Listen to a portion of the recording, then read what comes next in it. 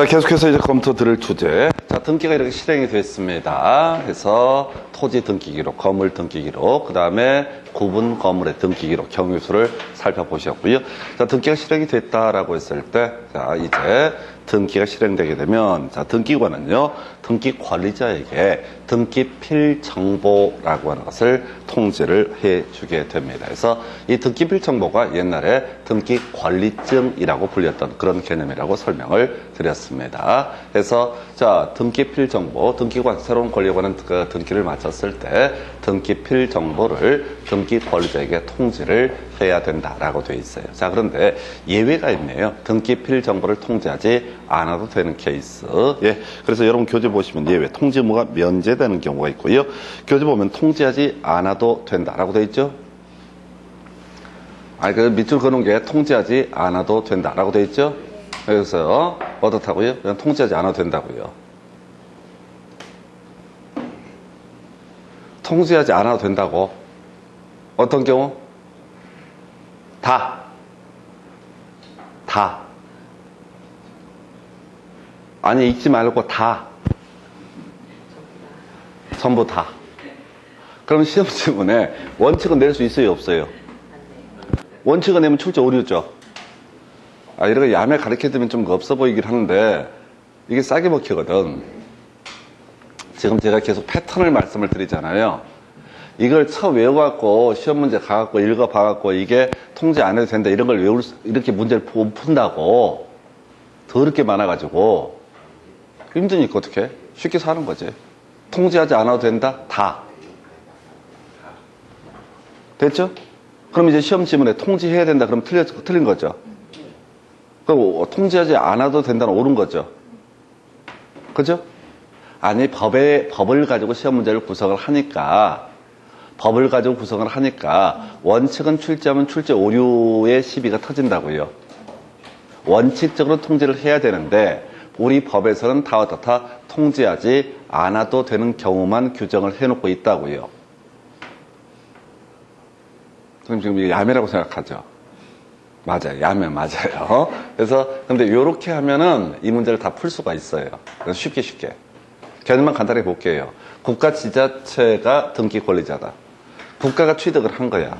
등기 권리증 국가한테 주면 어떻게 돼? 창고 만들어야 돼. 계속 쌓아둬야 돼. 쓸데없는 짓거리란 거죠. 아니, 지자체가 땅을 샀다고 해서 지자체한테 등기 권리증을 등기필 정보를 보내주게 되면 걔들이 그걸 뭐 하냐고. 보관해야지. 만약 보내주면 보관해야지. 보관해야 되니까 창고 만들어야 돼. 돈 들어가 쓸데없이. 그 다음에 이제 승소한 등기 의무자가 등기 신청을 한 경우라고 되어 있죠. 승소한 등기 의무자가 누구야? 매도인이죠. 매도인이 등기 신청을 했다고 매수인이 등기를 안 가져가려고 지랄을 해. 매도인이 소송을 걸어갖고 단독으로 등기 신청을 했다고. 재수 없잖아. 매수인 등기 필정보 안 준다고요. 그 다음에 세 번째, 등기 권리자를 대위해서 등기 신청을 한 경우, 매수인이 소유권 이전기를 넘겨받아야 되는데 얘가 등기를 안 받고 있어. 매수인의 채권자가 대신해서 등기 신청을 했다고. 그러면 누구한테? 매수인한테는 협조 안 했으니까 등기 필 정보 교부하지 않는다. 다시 이런 식이라고. 갑에서 갑이 개인이고 을이 개인입니다. 그래서 갑소유 X 부동산이 을한테 등기가 넘어간다 해서 공동 신청하면 당연히 을한테 뭘 줘야 된다? 등기 필 정보를 줘야 된다고요. 근데 얘가 등기를 안 가져가려고 민기적거리고 있어서 얘가 소송 걸어가지고 승소한 등기 의무자, 매도인이죠? 승소한 등기 의무자, 매도인이죠? 얘가 단독 등기 신청했다고. 그랬을 때는 굳이 등기 을한테, 매수인한테 등기 필 정보를 주지 않는다. 그 다음에 얘한테 돈 받을 게 있는 병이라고 하는 사람이 있다고요.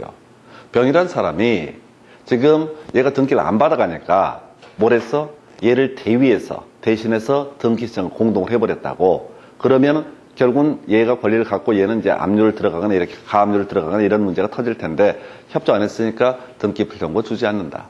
그 다음에 세 번째, 등기관이 직권으로 소유권 보존, 뒤에서 공부할 텐데, 자기가 을이라는 사람이 예를 들어서 얘가 건물을 신축을 했어. 그러면 자기가 직접 소유권 보존 등기를 신청해야 되는데, 안 하고 있어서 일정한 과정을 통해서 법원에서 촉탁을 하고, 그래서 등기관 직권으로 소유권 보존 등기를 했다라고 하게 되면 어떻다? 이때는 얘한테는 등기필 정보를 교부하지 않는다.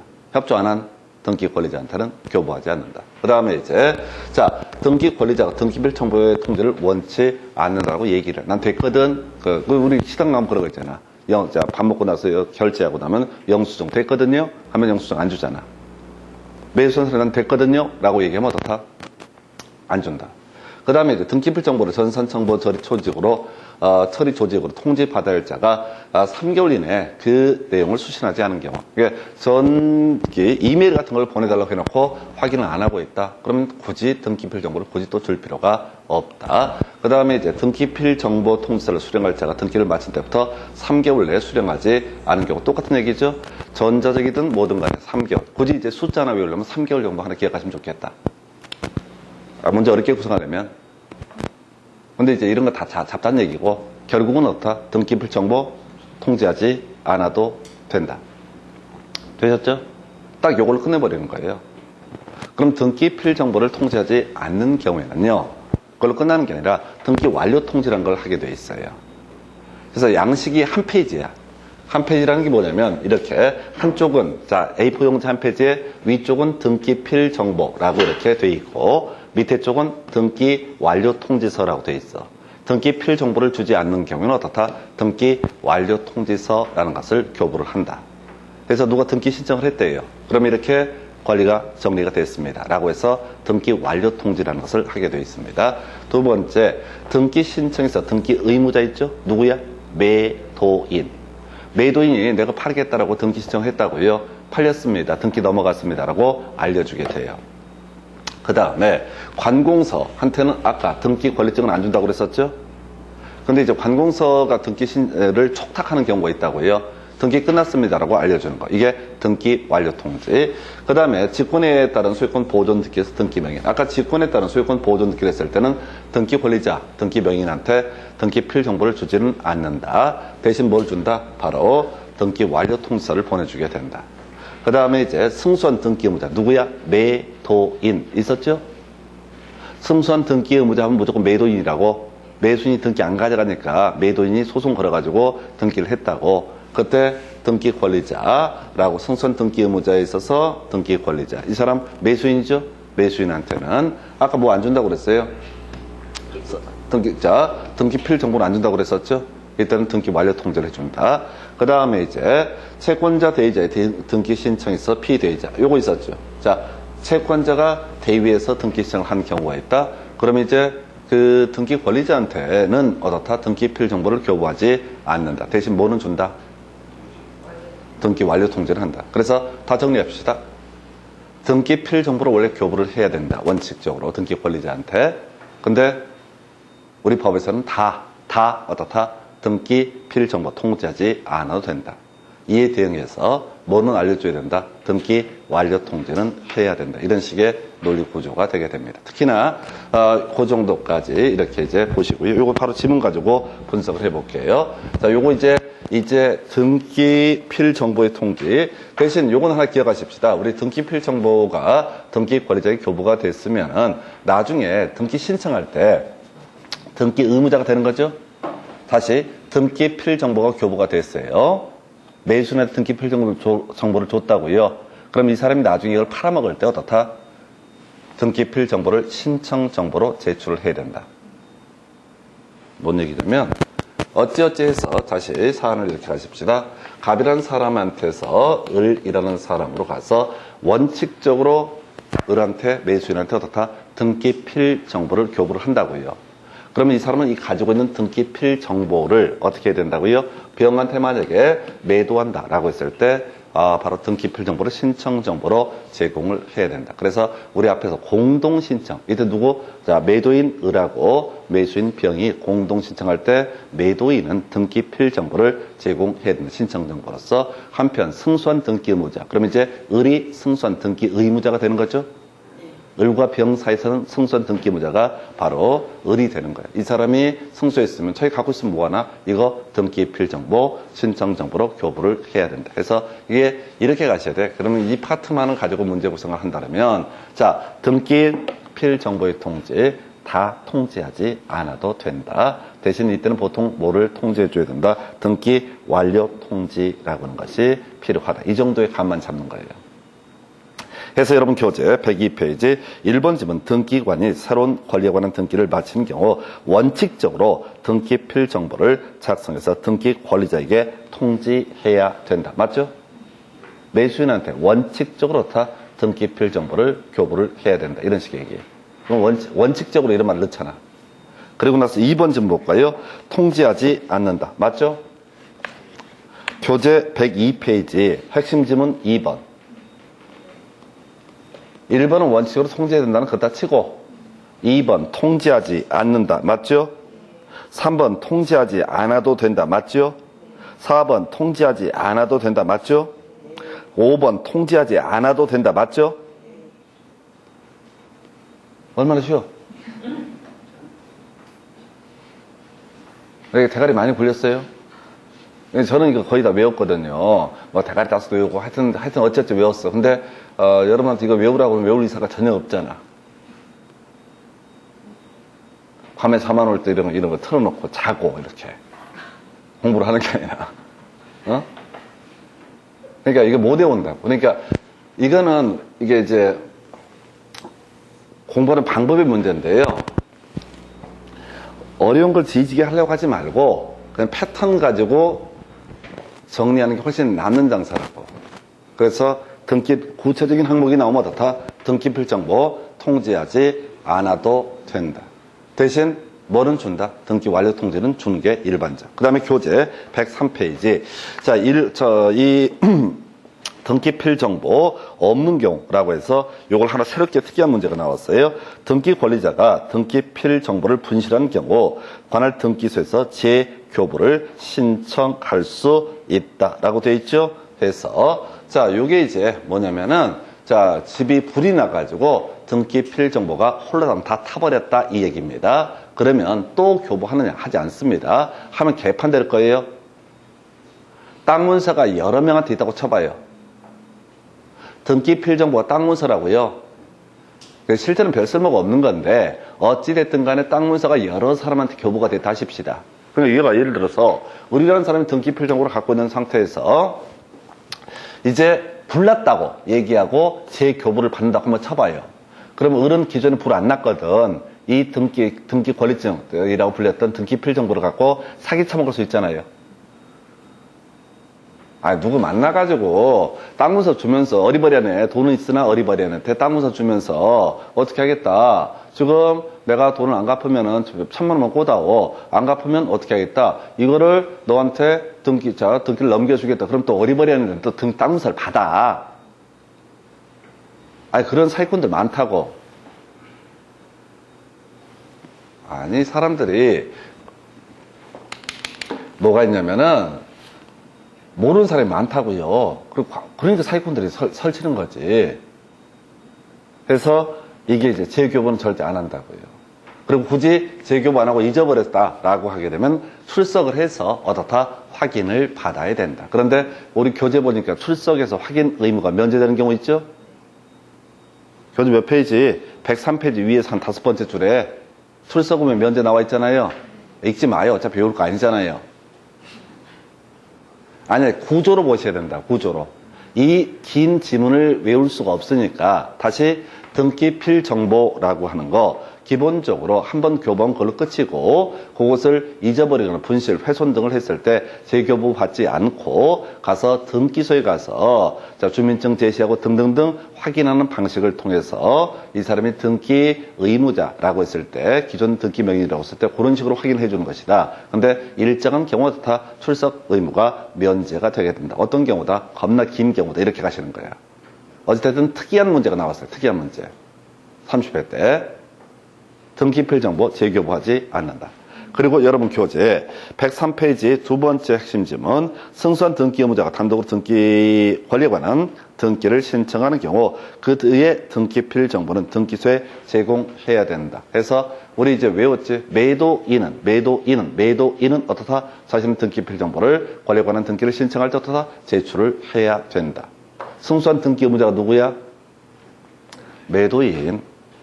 승소한 등기 의무자가 누구라고요? 매도인. 매수인이 등기를 안 가져가니까 승소한 등기 의무자가 소송을 제기를 해가지고 빨리 등기 가져가라 라고 승소를 했어. 그래 판결문을 근거해서 다 단독으로 등기를 신청할 수 있다. 그래서 요 얘기까지 관련한 주제 보셨고요. 그 다음에 이제 등기 완료 통지에 관련한 문제가 있어요. 24회 때 15번 나와 있는데요. 자, 일단은 여기에서 이제 이슈가 되는 것 중에 하나가 기본적으로 이 등기 완료 통지는 다른 건 필요 없고요. 권리에 관한 등기가 됐을 때만 어떻다? 등기 완료 통지가 문제가 되는 거죠. 다시 갑시다. 아니, 이 문제가 24회 때 나왔는데 풀기 어렵고요. 지금 등기필 정보라고 하는 것은 권리에 관한 등기가 맞춰졌을 때 원칙적으로 다 등기필 정보라는 것을 교부하는 거죠. 소유자가 바뀌거나 저당권을 설정을 하거나 그러면은 어떻다? 등기필 정보라는 것을 교부한다. 근데 아까 본 것처럼 시험 문제 구성할 때 점점점은 등기필 정보를 교부하지 않는다. 요걸로 이제 퉁쳐버렸고, 등기필 정보 교부 안 할 때는 뭘 한다고 했어요? 주로 등기 완료 통지를 한다라고 했었죠? 내용을 다 외울 수는 없지만은 등기 완료 통지를 한다. 그럼 등기 완료 통지도 논리 구조가 뭐라고요? 권리에 관한 등기가 됐을 때 어떻다? 등기 완료 통지를 하게 된다. 이렇게 가는 거죠. 권리에 관한 권리의 어떤 변동사항일 때만 등기필 정보를 교부하고 권리의 변동사항일 때만 등기필 정보 대신에 등기 완료 통지를 하게 된다고요. 그러면은 권리에 관한 사항이 아닐 땐 어떻다? 등기 완료 통지든 등기필 정보든 이런 것들 어떻다? 전혀 필요가 없다. 되셨죠? 요건 요렇게 해야지 문제를 풀 수 있지. 이걸 외워서 풀 수 있는 게 절대 아니라고요. 다시 갑시다.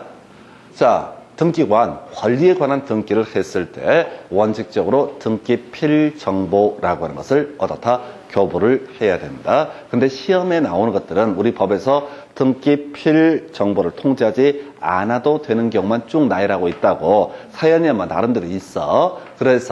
그래서 이때 문제 구성할 때 점점점은 등기필 정보를 통지하지 않는다. 무조건 옳은 표현 이렇게 봤었고, 두 번째 이슈, 이런 등기필 정보를 통지하지 아니하는 경우 등기 완료 통지를 해야 된다라는 전제. 그러면 당연히 이것도 뭐라고요? 권리에 관한 등기가 됐을 때만 어떻다? 등기 완료 통지라는 것이 문제가 된다. 이건 말 그대로 이해를 하셔야 되는 문제예요. 개별적으로 외워서 시험으로 볼 수 없어요.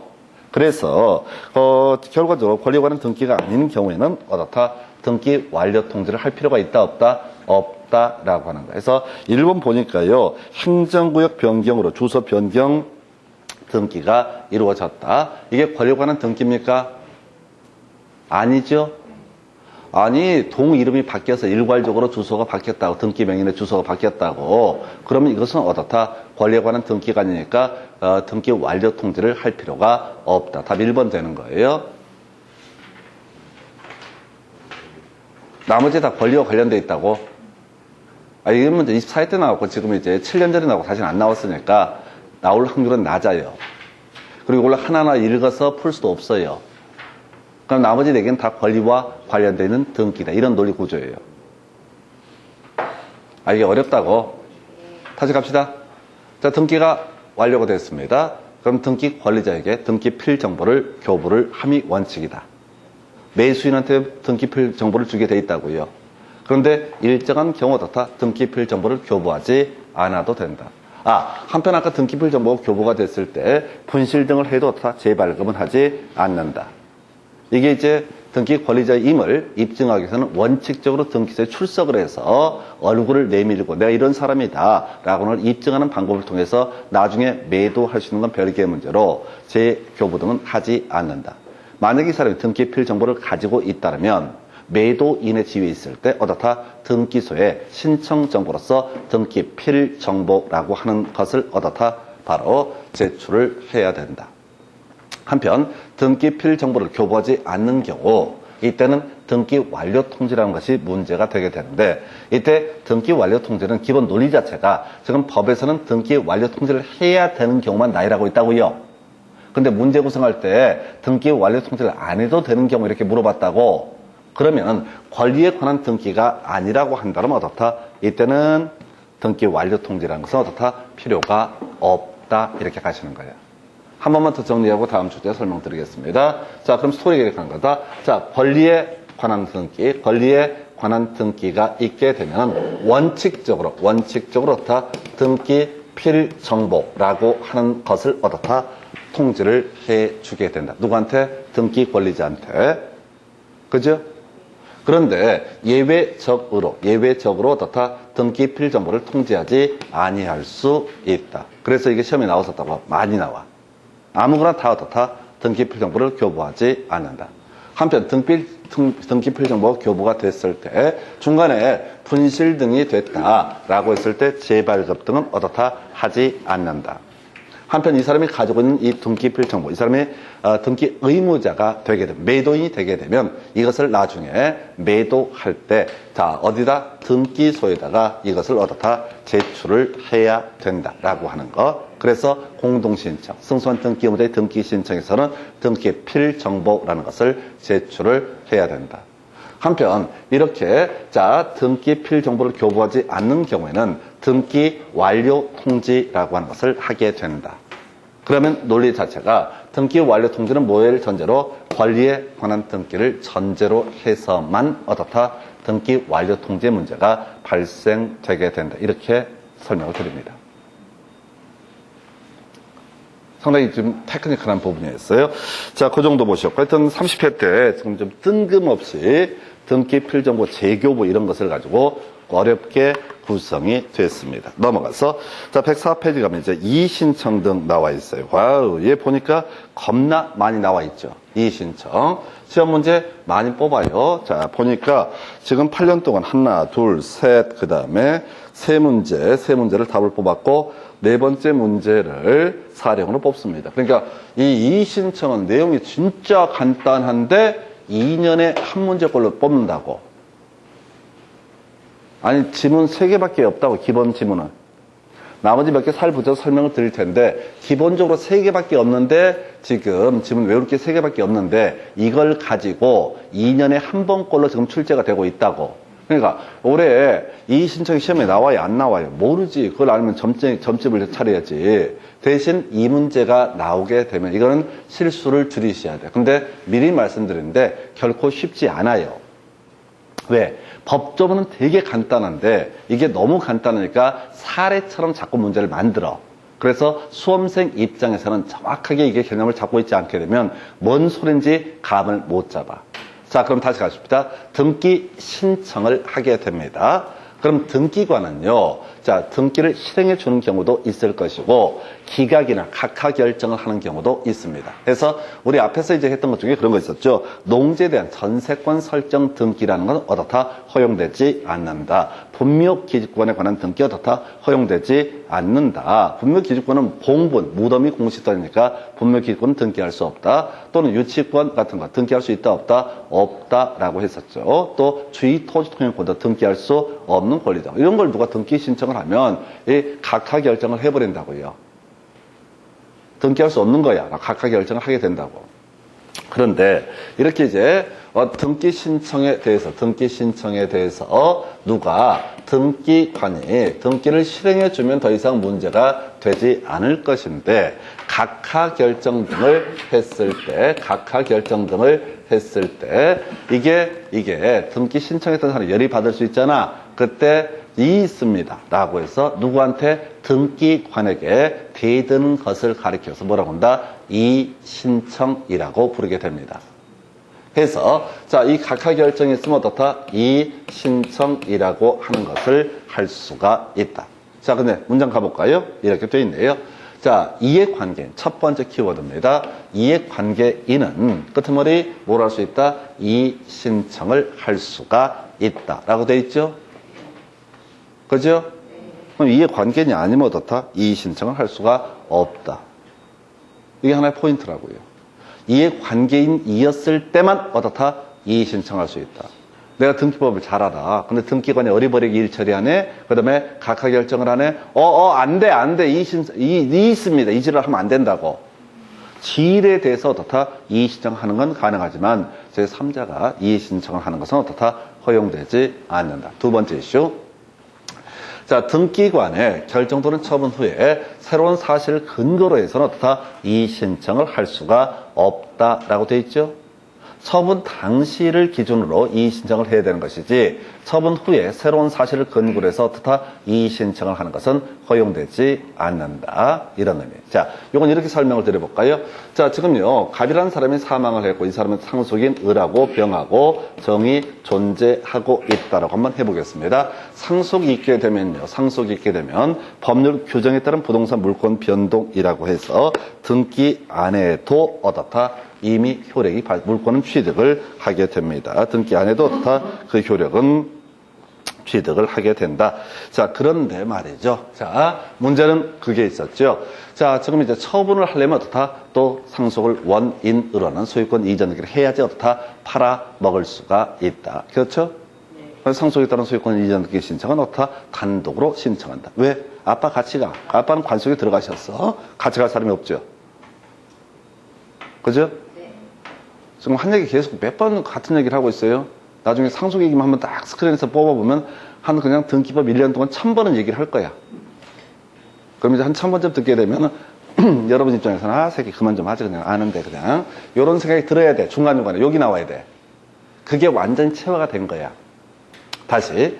자, 지금 이제 을과 병과 정 명의로 상속 등기를 하는 상황이에요. 상속 등기 신청이 있어서 등기를 하게 되는 그런 상황입니다. 자, 그런데 갑자기 A라고 하는 사람이 상속 지분 잘못 등기가 되어 있다라고 손들 수 있다 없다? 없다라고 하는 거. 이게 이해관계인만 어떻다? 이의 신청을 할 수 있다. 두 번째 이슈가 되는 것이 새로운 사실을 근거로 해서는 이의 신청을 할 수가 없다. 이런 경우가 있다 싶시다. 자, 예를 들어서 을병정이라고 하는 거. 을병정. 예를 들어서 지분이 얘가 뭐 20%, 얘가 지분이 40%, 얘가 지분이 예를 들어서 20% 이렇게 돼 있는 상태였었어. 근데 나중에 보니까 그러니까 갑이 사망했을 때는 을도 병도 정도 다 상속이 아무 문제가 안 됐었어. 그래서 등기가 됐어. 근데 나중에 보니까 이 정이 갑을 존속을 살해한 사건이 있었어.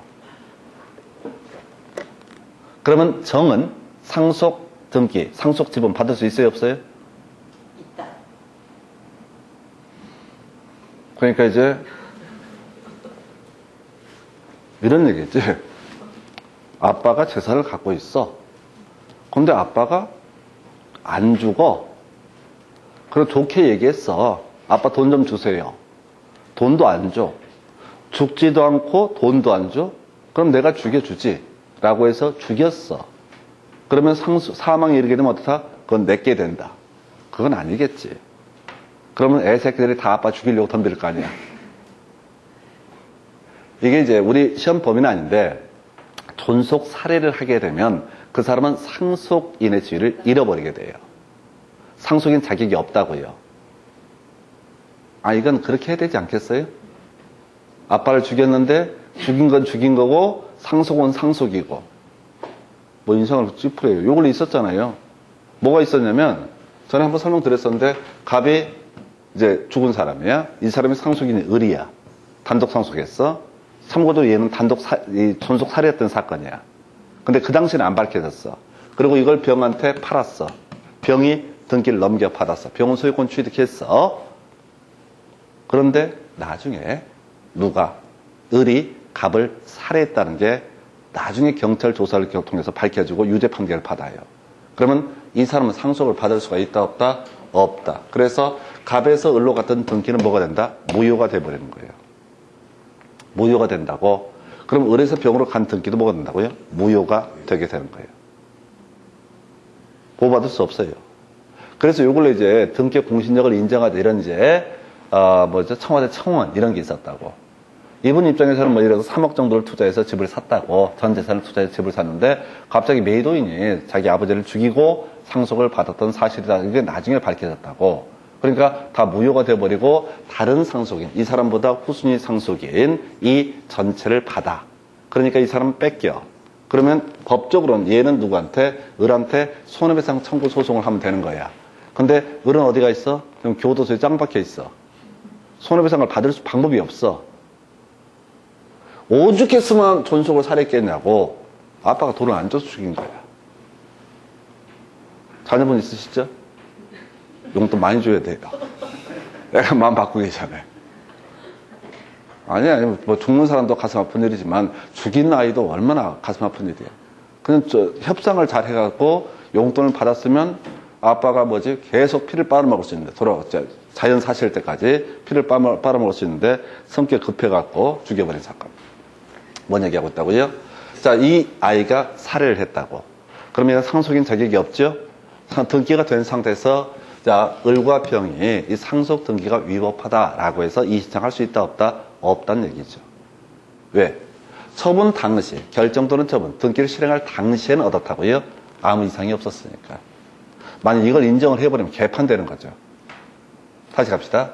등기상 이익 관계인만 어떻다? 이의신청할 수 있다. 근데 그 처분 당시를 기준으로 해서 그 후에 새로운 사실 등의 근거에서 어떻다? 이의신청을 하는 것은 허용되지 않는다. 이런 식의 얘기. 그리고 또 하나의 쟁점, 집행부정지. 우리가 세법 공부할 때도 한번 강조드리는 주제인데요. 이의신청을 했다고 해서 등기관이 딱 이의를 멈추고 알겠습니다. 좀 더 결정 나올 때까지 등기를 멈추겠습니다가 아니라고요. 등기관은 그냥 등기를 실행합니다.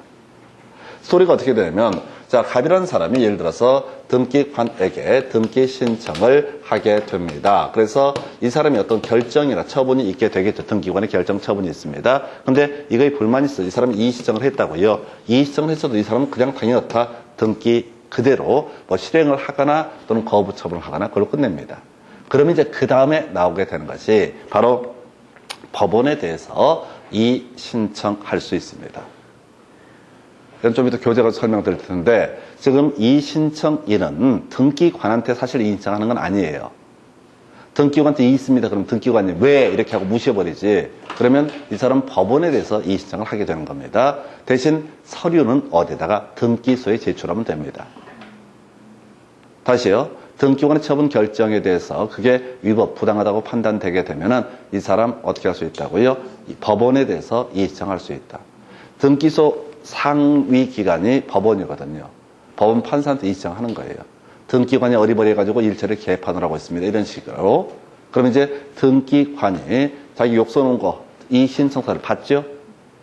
이의신청서를 받죠? 그 사람 보여줘요. 자, 이의신청이 있다. 그럼 이제 그 등기관이 거기에 대해서 가부를 판단을 하는 거야. 그래서 판사님, 제가 옳습니다. 내가 더 많이 공부했습니다. 이 신청한 사람이 법을 잘못 해석하고 있는 겁니다. 라고 하는 나름의 항변서를 써서 같이 법원에 보내요. 근데 이 신청서를 보니까 내가 실수했네 라고 판단되면 바로 어떻다? 그냥 자, 좀 이따 볼까요? 실행 전에 등기 이의신청 있다라고 하게 되면 좀 이따 요거 이제 자, 여기 여러분 교재 104페이지 한번 간단히 볼까요? 지금 제가 말씀드린 것보다 체크하면서 설명을 드리는 게 좋을 것 같아요. 자, 거기 보니까 실행 전에 이의신청이라고 나와 있죠? 박스 교재 104페이지 밑에서 한 5번째 줄, 6번째 줄. 간단히 밑줄 긋고 할 성질의 것은 아니에요. 그냥 이해를 하기 위한 건데, 자, 실행 전에 등기에 이의신청해서 등기관의 이의가 이유 있다고 인정되면 그에 대해서 해당하는 처분을 하면 될 것이다. 그 다음에 등기관의 이의가 이유 없다고 인정되면 이의신청일로부터 3일 이내에 의견을 붙여서 신청서를 지방법원에 보내야 된다. 그래서 등기 실행되기 전에 이의신청이 있다. 그러면 이제 이의신청 내용이 맞다고 판단하면 거기에 맞춰서 처분하면 될 것이고 그걸로 끝나는 거예요. 근데 만약에 자기가 온당하고 이의신청이 잘못됐다라고 판단되면 이의신청이 썼던 이의신청서하고 자신의 의견서를 지방법원에 보내서 그 결론을 받게 된다. 두 번째, 실행 후 등기에 대한 이의신청. 등기를 마친 후에 이의 신청이 있는 경우 3일 이내에 의견을 붙여서 이의 신청서를 관할 지방법원에 보내고 등기상 이해 관계 있는 사자에게 이 사실을 알려야 된다라고 해서 뒤에는 볼 거 없고요. 구조가 어떻게 되냐면 이런 식의 논리 구조예요. 등기가 이미 실행이 됐는데 나중에 이 신청이 있다라고 하게 되면은 자기 의견서를 어떻다 법원에 같이 보내게 된다. 그럼 법원의 판사가 결정을 해주는 거예요. 그럼 법원의 판사가 결정하면 그에 따라서 등기를 경정을 하거나 뭘 하거나 이런 식으로 처리를 하게 된다. 이런 식의 논리고 우선 여기까지 끊어서 하나 보도록 하겠습니다. 자, 기록명령 등기 실행은 좀 이따 설명을 드리겠고 여러분 교재 몇 페이지? 104페이지 가서 보도록 합니다. 핵심 질문 1번이요. 상속인이 아닌 자는 상속 등기가 위법하다고 해서 이의 신청할 수 없다. 맞죠? 2번. 자, 이 등기상 이해 관계인만 뭐라 써 있다? 이의 신청할 수 있다. 2번. 등기 신청의 각하 결정에 대해서는 이의 신청할 수 없다. 틀렸죠? 각하 결정이든 뭐든 간에 등기관의 결정 처분에 대한 모두 어떻다? 이의 신청을 할 수가 있다. 이런 취지가 되겠습니다. 자, 그래서 2번 지문이 틀리게 구성이 됐어요. 그래서 자, 지금 그 정도고 3번. 등기 신청의 각하 결정에 대한 이의 신청은 등기관의 각하 결정이 부당하다는 사유로 족하다. 자, 요건 간단히 설명드릴 텐데 이거예요. 자, 처분이 위법한 경우는 당연히 바로 이의 신청할 수 있고요. 부당한 경우에도 다 이의 신청을 할 수 있다. 이게 이제 위법과 부당의 관계를 설명을 드릴게요. 위법이라는 것은 법조문 자체를 전면적으로 잘못 적용을 한 거야. 이게 위법. 근데 저런 경우 있죠. 부당이라고 하는 것은 불법은 아니야. 근데 법조문을 약간 약 올리게, 사람 짜증나게 그 법조문의 맹점이나 이런 것들을 악용하는 케이스, 이걸 뭐라고 한다? 부당이라고 부르게 됩니다. 이건 실질적으로 많죠. 예를 들어서 저런 거 있다. 우리가 이제 식당 업 한다고 했을 때 시군구에서 자 청소년한테 술을 팔거나 하면은 자 영업 정지 처분 이런 거 내릴 수 있어요. 근데 법에서 예를 들어서 30일까지 영업 정지 처분을 때릴 수 있다라고 돼 있다 하십시다. 그런데 이제 만약에 자 거기다가 40일의 영업 정지 처분을 때렸다. 이걸 뭐라고 그래? 위법한 처분이라고 그래. 법에서 30일까지 돼 있는데 40일을 때리는 건 말이 안 되잖아요. 이걸 위법한 처분이라고 불러. 근데 이제 부당한 처분은 뭐냐라고 했을 때 이런 경우가 있다 하십시다. 지금 자 청소년이 와서 내가 식당을 하는데 와서 소주를 먹기 시작한 거야. 근데 딱 보고 그 식당 주인이 제 청소년 같은데라고 해서 너 청소년이지라고 했는데 얘가 따랐던 소주를 먼저 마셔버렸어. 청소년한테 소주 판 거 맞죠?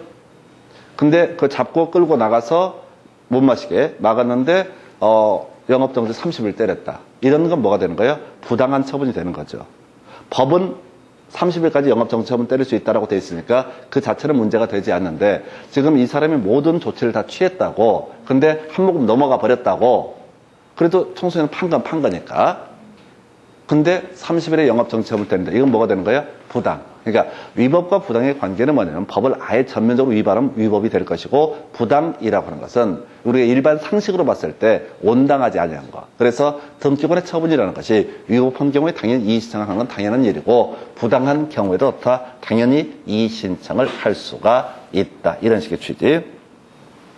4번 이의 신청은 새로운 사실이나 새로운 증거 방법을 근거로 할 수 있다. 틀렸죠? 새로운 사실을 근거로 어떻다? 이의 신청을 할 수는 없다.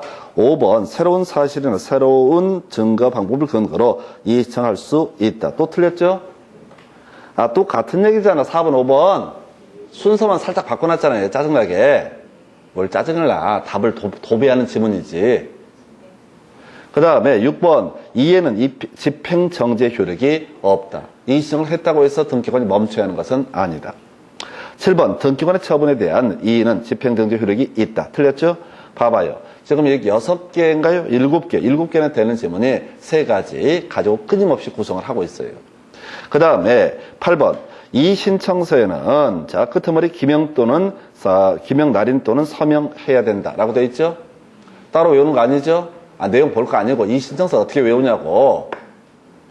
우리가 공인중개사법에서 확인설명서, 거래계약서만 서명 및 날인이고 나머지는 또는 이렇게 간다고 그랬었죠? 패턴 잡아달라고 그랬어요? 내용 보는 거 아닙니다. 그 다음에 9번 이 신청은 구술이 아닌 서면으로 해야 되고 그 기간은 제한이 없다라고 해서 지금 다시요. 우리 교재안에 이 신청서의 제출이라는 표현 나와 있죠? 그래서 기본적으로 이게 지금 당장 등기 관하고의 문제가 아니라 법원의 판사가 결정할 사안이니까 구술을 할 수는 없잖아요. 법원의 판사한테 핸드폰을 전화하냐고 이 있습니다 이렇게 할 수는 없잖아. 그러니까 이건 필수적으로 다 서면으로 할 수 있다. 그 다음에 이제 따로 기간 제한은 법에 규정하고 있지 않다. 그 정도까지. 그 다음에 오른쪽에 거기 보니까 이 신청에 대한 결정 등에서 지문 가지고 정리해 드리겠습니다. 관할 지방법원은 이 신청에 대해서 결정하기 전에 등기관에게 이의가 있다는 뜻의 부기 등기를 명령할 수 있다. 이게 뭔 소리냐면 이 신청서가 법원에 이제 송부가 되게 됩니다. 근데 이게 문제가 있을 수가 있거든요. 그냥 그대로 등기를 인정을 해버리면 다시 권리에 관한 어떤 이전 등이 문제가 될 수 있으니까 경고해라 라는 취지가 바로 뭐라고요? 지방법원의 법원의 판사가 관할 지방법원에서 이 부기 등기를 함으로써 경고를 해주도록 할 수 있다. 큰 의미 없어요. 이에 대한 결정의 통지는 결정서 등본에 의해서 한다까지 별 의미 없습니다. 그래서 지금 뒤에 있는 지문들은 별 의미 없고 세 가지. 과연 이해관계인 이의 신청할 수 있다. 이해관계인이 아닌 사람은 어떻다? 이의 신청할 수 없다. 그 다음에 새로운 사실을 근거로 해서 이의 신청을 하는 것은 어떻다? 허용되지 않는다. 이렇게 봐야겠고요. 그 다음에 이 신청서에는 집행정제 효력이 없다라고 하는 여기 세 가지. 요거 가지고 지금 사실은 7년 동안 세 문제가 구성이 됐어요. 그래서 꼼꼼히 요건 좀 체크를 하셔야 돼. 아주 쉬운 건데. 근데 지금 이제 요게 이제 나왔어요. 30회 때. 요거 이제 화면 통해서 설명을 드리고 새로 나온 주제예요. 그동안 안 나왔던 주제인데 지금 이 신청이 들어갔어요. 그래서 법원의 판사가 이 신청 내용이 옳다. 등기관이 잘못된 처분을 했다라고 얘기를 하면서 그럼 등기부 바꾸라고 얘기해야 되겠죠? 아까 집행부정지라고 해서 이 신청이 있든 없든 간에 일단 등기는 실행을 한다고 그랬었잖아요. 등기가 실행이 됐는데 법원의 판사가 보니까 등기관이 잘못했고 이 신청이 옳다고 판단하는 경우가 있을 거라고요. 그럼 등기의 기록을 바꿔야 되죠? 등기가 잘못됐다고 법원의 판사가 판단하게 되면은 법원의 판사는 누구한테? 등기관한테 등기부 바꿔라고 명령을 때린다고. 이걸 뭐라 부른다? 기록명령이라 부른다고. 등기 기록에다 기록을 바꿔라라는 명령을 뭐라 부른다? 기록명령.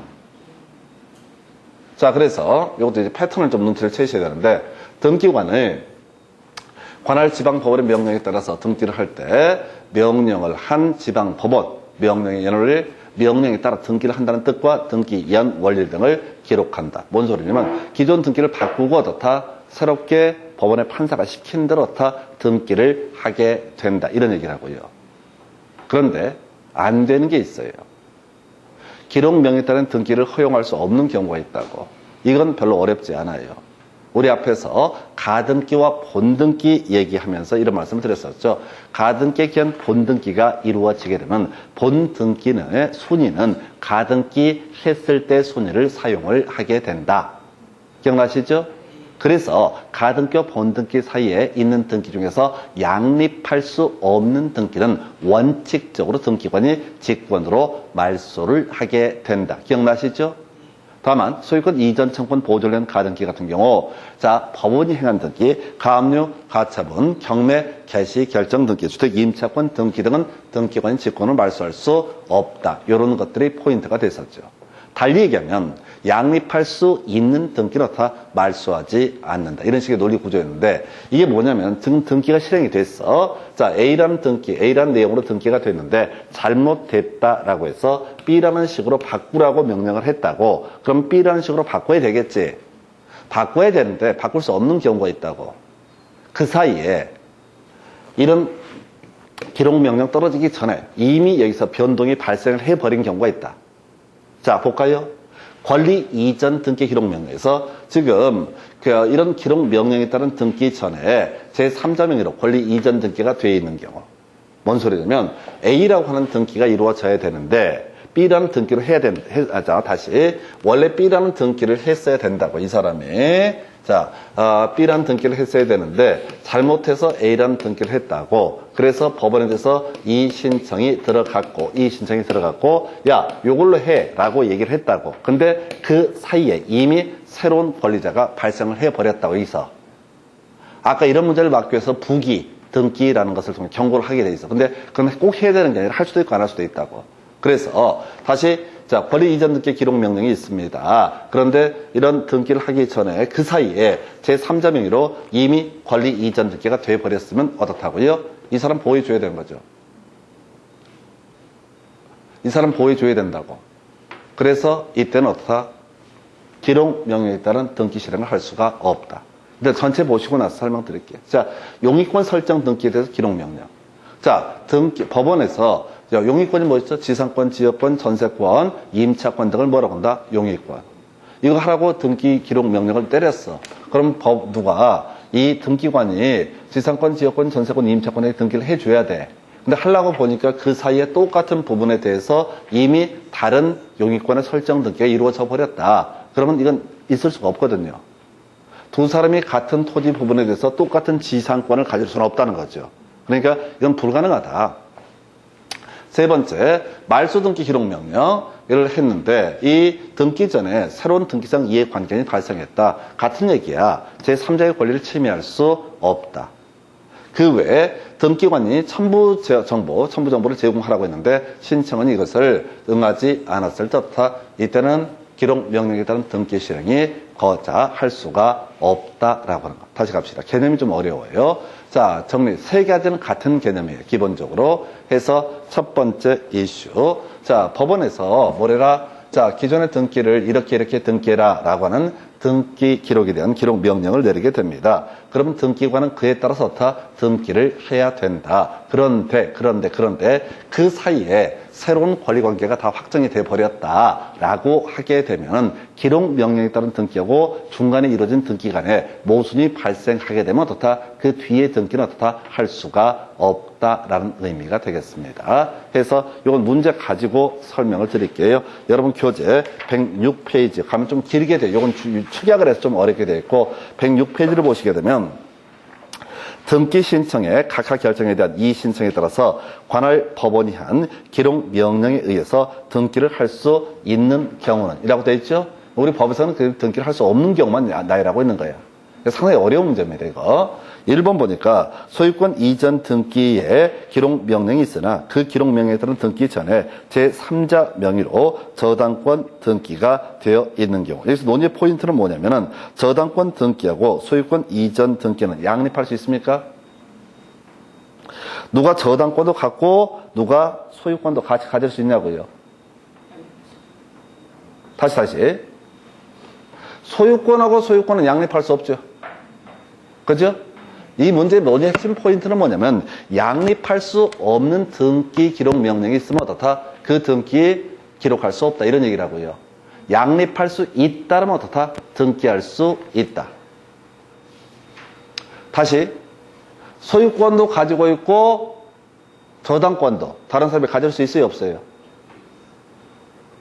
있어요? 자, 봐봐요. 갑이 뭐 어렵다고 그래. 갑이 소유권 가지고 있어. 을이 저당권 가질 수 있어요? 없어요? 아무 상관없잖아요. 이건 두 개가 양립할 수 있다고요. 그러니까 이런 등기는 어떻다? 가능하다 이런 얘기예요. 아니 지금 이런 경우가 있다 하십시다. 지금 이제 그 지문대로 보게 되면 어찌어찌해서 갑에서 을로 소유권 이전 등기가 이루어져야 되는 사안이야. 해서 갑에서 을로 소유권 이전 등기 신청을 했는데 등기관이 어떤 이유로 들어서 각하 결정을 해. 근데 을이 이 신청을 해서 뭘 받아냈어? 소유권 이전 등기에 대한 기록 명령을 받아냈다고. 이해되셨죠? 그래서 이제 등기관이 을 명의로 소유권 이전 등기를 하고자 하는데 어머? 그 사이에 갑이 돈을 빌리고 병한테 저당권을 설정을 해버렸네? 그럼 병의 저당권과 을의 소유권은 양립할 수 있어요? 없어요? 아니, 양립할 수 있다고. 을은 소유권 취득하는 거라고. 병도 저당권 가질 수 있다고. 다시 이건 어떨까요? 지금 갑과 을 사이에 매매를 원인으로는 소유권 이전 등기 신청이 있었습니다. 그런데 이 을 명의로 소유권 이전 등기 신청했는데 등기관이 자 실행을 안 했어. 어떤 이유를 들어서 등기 못 해준다. 그래서 을이 소유권 이전 등기를 못 받았어. 그래서 이의 신청을 했다고 법원의 판사가 야 을 명의로 등기해줘 라고 명령을 내렸다고. 그럼 을 명의로 소유권 이전 등기를 해줘야 되죠. 그런데 그 사이에 갑이 병한테 요걸 팔아버렸어. 소유권 이전 등기를 해버렸어. 그럼 병이 소유권을 취득하게 되겠죠? 일단은 아니 기록명령 내리기 전에 먼저 병이 소유권을 취득을 해버렸다고. 그러면 병도 소유권 가질 수 있고 을도 소유권 가질 수 있어요? 없어요? 이건 안 된다고. 이건 안 된다고. 그래서 만약에 병이 소유권을 취득했다라고 하게 되면 등기 기록 명령에 따라서 을 명의로 이루어진 자 을한테 저 바로 소유권 이전 등기는 해줄 수가 없다 이 얘기라고. 설령 등기 기록 명령이 있다 할지라도. 그런데 병이 소유권이 아니라 갑소유에 다시 갑과 을 사이의 매매가 이루어지고 자 을 명의로 소유권 이전 등기 신청을 했는데 등기관이 뭘 했다고요? 각하 결정을 했다고. 그래서 을이 뭘 했다고? 이의 신청을 했다고. 그래서 법원에서 야 을한테 소유권 이전 등기 해줘 라고 결론을 내렸다고요. 근데 그 사이에 갑은 이 부동산을 누구한테 팔 수도 있는 거야. 병한테도 팔 수 있는 거 아니에요. 아니, 가능하잖아. 을한테 등기 안 넘어간대. 을한테는 어떤 이유로 안 된대, 등기관이. 그러면 안 된다고 그러면 난 팔아야 되겠고, 그럼 병한테 팔 수 있는 거죠? 병이 소유권 취득하죠? 병이 소유권 취득했다고 쳤을 때, 나중에 얘가 먼저 취득하고, 얘가 또 소유권을 취득할 수 있냐, 이런 얘기라고. 안 된다고. 안 되죠? 아, 이거 두 사람이 소유권 가질 수는 없잖아요. 이게 양립할 수 없으니까 이런 등기는 허용되지 않는다. 이게 이제 아까 이 얘기라고 권리 이전 등기 기록 명령에서 자 등기 전에서 3점 명의로 권리 이전 등기가 돼 있다면 어떻다? 두 사람의 소유권을 가질 수 없으니까 이때는 자 뒤에 있는 자 기록 명령에도 불구하고 어떻다? 소유권 이전 등기 을한테 해줄 수 없다. 그런데 지금 사안이 뭐라고요? 자 이 사안은 지금 갑이 을한테 소유권 못 넘긴 상태에서 돈이 필요해서 병한테 돈 빌리고 저당권 설정해 줬다고. 그러면 병도 저당권을 가지고 을도 소유권을 가질 수가 있냐고. 가질 수가 있다고. 물론 을은 뭐가 있어? 갑에 대해서 뭘 받아야 돼? 돈 대신 갚게 되면 갑에 대해서 부당이득 반환 청구라는 형식을 통해서 자신의 채권을 따로 받는 건 별개의 문제로 최소한 을이 소유권을 갖고 병이 저당권을 갖는 것은 어떻다? 가능하다. 이런 식으로 해석을 하게 됩니다. 그렇게 봐야겠고요. 그래서 1번 지문은 양립할 수 있는 등기이다. 따라서 어떻다? 기록 명령에 따라서 등기가 가능하다. 2번 지문이요. 권리 이전 등기의 기록 명령이 있었으나 그 기록 명령에 따른 등기 전에 제3자 명의의 권리 이전 등기가 있다. 두 사람이 소유권 가질 수는 없었죠. 그래서 이것은 기록 명령에 있어서 등기할 수 없다. 3번 말소 등기 기록 명령이 있었으나 그 기록 명령에 따른 그 등기 전에 등기상 이해 관계이 발생을 해버렸다. 그럼 말소를 시킬 수가 없다고. 말소하면 제3자의 권리가 침해가 되기 때문에. 그 다음에 4번 자 등기관의 기록 명령에 따른 등기하기 위해서 첨부정보 제출을 요구했으나 이 사람이 응하지 않았다. 뭐 이건 큰 쟁점 안 되겠고 이건 지가 협조 안 하고 있잖아요. 그 다음에 전세권 설정 등기 있었으나 그 기록 명령에 따른 등기 전에 그 부분에 또 다른 전세권 설정에 이미 등기가 되어 있다. 그러면 양립할 수 없죠. 그러니까 이건 안 된다 이런 얘기야. 그래서 자 정리하겠습니다. 기록 명령이 있게 되면 이 등기관은 등기를 실행을 해줘야 돼. 기록 명령에 따라서 법원 판사의 명령에 따라 등기를 해야 되는데 다만 양립할 수 없는 등기다라고 합니다. 기록 명령에 따른 등기와 그 사이 이루어진 등기가 양립할 수 없다면 어떻다? 이때는 기록 명령에 따른 등기할 수 없다라고 하는 거. 양립할 수 있다면 어떻다? 등기할 수 있다. 그래서 요거는 지금 당장은 좀 힘들어도요. 나중에 한순환 돌고 자 가등기 본등기 얘기랑 같은 맥락이야. 양립할 수 있느냐 없느냐 이 정도이고요. 나머지 간단한 주제 등기부의 보존 열람 간단하게 체크하고 날리겠습니다. 해서 여기가 마지막 주제. 자 등기가 완성이 됐습니다. 자 등기부가 있고요. 그다음 부속 서류 두 가지로 갑니다. 별로 중요치는 않아요. 근데 문제는 중요든 중요치 않든 쉽죠. 상대적으로 쉬워도 어떻다고요? 같은 점수예요. 그래서 자 등기부는요 영구히 보존하게 됩니다. 시험 문제 답이 될까요? 안 될까요? 안 돼요. 폐쇄된 등기 기록도 영구히 보존을 해야 됩니다. 등기부는 뭐라고요? 당연히 어떻다? 영구 보존. 그런데 우리가 부속 서류가 뭐냐면 신청 정보, 그 다음에 첨부 정보라고 하는 것을 뭐라고 한다? 부속 서류라고 부르게 됩니다. 해서 신청 정보와 첨부 정보는 얼마? 5년 동안 보존을 하면 됩니다. 등기 신청서, 첨부 자료, 만약에 100년 동안 보존한다고 쳐봐요. 등기소가 미어 터지지, 서류 때문에. 등기부는 영구 보존해야 되지만은, 폐쇄된 등기부를 포함해서 등기부는 영구 보존해야 되지만, 부속 서류는 어떻다? 최대 5년까지. 두 번째, 등기부는 반출할 수 있어요, 없어요? 옮기지 못한다. 대충 보는 거야. 천재지변일 때 나갈 수 있어 이렇게 하면 안 되고 등기부는 등기소 밖으로 옮길 수 있다 없다? 없다. 부속 서류는 옮기는 거 될까요? 안 될까요? 된다고. 부속 서류는 과정이잖아요. 수사할 때 필요하면 명령, 촉탁, 영장 등이 있으면 어떻다? 당연히 어떻다? 반출할 수 있다. 5년 지나면 어차피 버릴 건데. 세 번째, 등기부. 자, 누구든지 등기부는 열람할 수 있습니다. 발급을 청구할 수 있습니다. 돈만 내면 수수료 지급하면. 그런데 부속 서류는 어떻다? 이해관계인만 볼 수 있다. 그래서 굳이 논의의 포인트는 부속 서류예요. 부속 서류는 5년간 보존하고요. 등기소에서 보존하고 있다가 명령, 촉탁, 영장 등이 있으면 어떻다? 이것도 당연히 반출할 수 있고요. 그 다음에 부속 서류는 대신 누구? 이해관계인만 볼 수 있다. 여러분 교재 107페이지 가서 정리해 보겠습니다. 그래서 여러분 교재 1번 등기부 부본 자료는 등기부의 동일한 내용에 으로써 그 보조 기억 장치에 기록된 자료이다 라고 되어 있죠.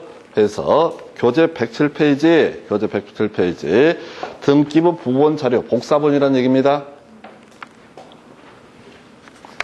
등기부 서버에다 저장하는데 잘못하면은 콜라랑 다 날아가 버릴 수 있잖아요. 그래서 따로 이 카피본을 모른다. 등기부 부본 자료 이런 것들 안 중요해. 두 번째 박스 제공된 신청 정보와 첨부 정보를 영구 보존해야 된다. 틀렸죠? 5년간. 자, 세 번째 등기소에 보관 중인 등기 신청서는 옮기지 못한다. 틀렸죠? 신청 정보, 첨부 정보는 어떻다? 옮길 수 있다. 주어수로 끊어가시자고. 그 다음 넘어가서 108페이지. A 토지를 B 토지와 합병을 해서 두 개 토지를 하나의 토지로 만든 겁니다. 그래서 등기관이 하필 등기를 한 때 A 토지에 관한 등기 기록을 폐쇄해야 된다. A 토지를 B 토지에 붙인대요. 그럼 A 토지를 날리는 거야. 그리고 이 폐쇄된 등기 기록은 어떻다? 영구 보존해야 된다. 2번 폐쇄된 등기 기록은 영구 보존. 같이 엮여 있죠? 그 정도. 그 다음에 지금 두 번째 박스 등기 기록에 기록되어 있는 사람은 이해관계인의 등기 기록에 기록되어 있는 사항은 이해관계인에 한해서 열람을 청구할 수 있다. 등기 기록은 누구나 볼 수가 있고 바로 부속 서류만 어떻다? 이해관계인이 볼 수 있다. 이 얘기죠? 신청 정보, 첨부 정보라고 하는 것은 이해관계인만 볼 수 있고 등기 기록은 누구나 볼 수가 있다. 이걸 바꾸는 게 상당히 어렵습니다. 두 번째, 등기상 증명서의 발급 청구는 관할 등기소가 아닌 등기소에 대해서도 할 수 있다. 그래서 우리가 각각 제주도에 있는 토지에 대해서 등기부를 발급받기 제주도로 가는 게 아니라 어디 가서 인터넷 가서 중앙 인터넷 등기소인가 여기 가서 발급받을 수 있거든요. 그래서 그 관할이 틀려도 가능하고요. 그 다음에 3번 등기상 증명서의 발급 신청 시 매매 목록은 그 신청이 있는 경우에만 포함돼서 발급한다. 의미 없는 지문 되겠습니다. 그래서 이렇게 해서 결국은 여기서는 딱 세 가지예요. 등기부, 연구 보존 부속 서류라고 하는 것은 어떻다? 5년간. 등기부는 반출할 수 없다. 부속 서류는 일정한 요건을 갖추면 어떻다? 옮길 수 있다. 그리고 등기부는 누구든지 수수료만 내고 볼 수 있지만은 부속 서류는 어떻다? 이해관계 있는 부분만, 이해관계인만 볼 수가 있다. 이 정도까지. 기회 뭐 두세 개 지문은 별 의미 없습니다. 권등기 효력 등에 관한 지문 쟁점 안 되고요. 잠시 떠났다가 이제 주요 이슈 촉탁에 따른 등기 설명드리겠습니다.